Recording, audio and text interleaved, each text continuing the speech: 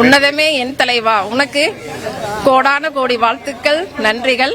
வாழ்க வளமுடனும் நலமுடனும். நீ இந்த மண்ணுக்கு விதைக்கப்பட்ட மாபெரும் ஒரு விதை, இன்னைக்கு விருட்சமாய் நிக்கிறீங்க. நீங்க என்றென்றும் நலமுடனும் வளமுடனும் வாழணும். வாழ்த்துக்கள், வாழ்த்துக்கள், வாழ்த்துக்கள். முள்ளும் மலரும் காலத்துல இருந்து எனக்கு அவர் மேல ஈடுபாடு உண்டு. அது இல்லாம 1996ல நாங்க ஃபேமிலியோட, எங்க குழந்தைங்கலாம் சின்ன சின்ன குழந்தைங்க, அவர்கிட்ட நாங்க ஒரு விண்ணப்பம் கொடுத்தோம். நீங்க அரசியலுக்கு வரணும், இவ்வளோ ஒரு வேல்யூவான ஒரு பர்சன், பவரான பர்சன் நம்ம நாட்டுக்கு தேவை அப்படின்ற மாதிரி அவர் வெளியே வந்தா நல்லா இருக்கும்னு நாங்கெல்லாம் ஆசைப்பட்டு மனுலாம் கொடுத்தோம். அவர் வர்ற மாதிரி தான் இருந்தாரு. கால சூழ்நிலைகள் அவரை வர விடல. ஆனாலும் அவரோட அந்த இதை அச்சீவ் பண்ணிட்டாரு.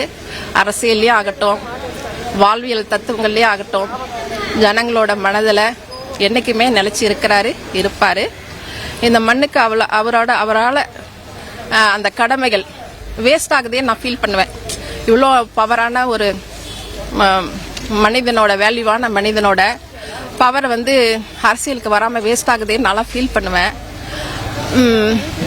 அவர் அன்னைக்கு கூட ஒரு தமிழ்நாட்டு பிரஜையாகவும் ஒரு இந்தியனாகவும் நான் பார்ப்பேன்.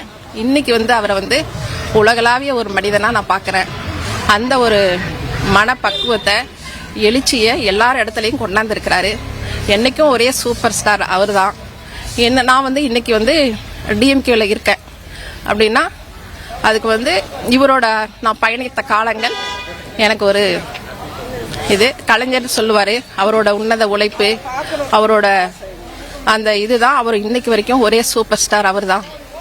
சூரியனுக்கு அருகில நிற்கிற, நட்சத்திரங்களாம் தாண்டி இன்னைக்கு சூரியனுக்கு அருகில இருக்கிற அந்த ஒரு மிகப்பெரிய மாமனிதர்னு நம்ம கலைஞர் தலைவரே சொல்லியிருக்கிறாரு, பகிரங்கமா மேடையில் சொல்லியிருக்கிறாரு. அப்பேற்பட்ட ஒரு மாமனிதர் அவர் என்னைக்குமே உடல் நலத்தோடையும் மனநலத்தோடையும் நல்லா இருக்கணும்னு நான் என்னோட சார்பாகவும் என் ஃபேமிலி சார்பாகவும் தருமபுரி மாவட்ட சார்பாகவும் அவரை வாழ்த்துறேன். வணங்குறேன். நடிகர்கள் அரசியலுக்கு வந்திருக்காங்க, இவர் வராதது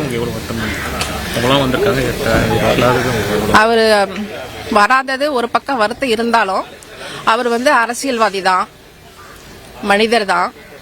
எல்லா இடத்துலையுமே எப்பயுமே நின்றுட்டு தான் இருக்கிறாரு. அவர் சொல்ல வேண்டியதை சொல்லிக்கிட்டு தான் இருக்கிறாரு. எல்லா நடிகர்களும் வரணும்னு ஆசைப்படுறது அது நான் சொல்ல வேண்டியதில் மக்களே சொல்லுவாங்க.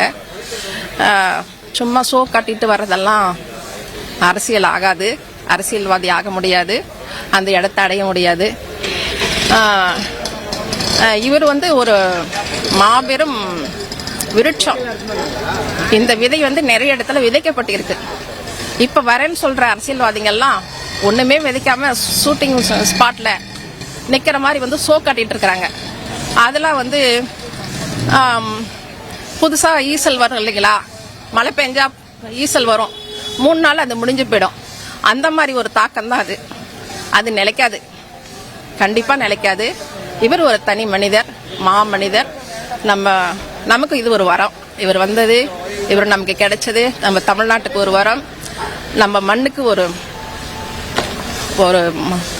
என்ன சொல்றது, நம்ம மண்ணுக்கே இது ஒரு வரம்னு தான் சொல்லணும்.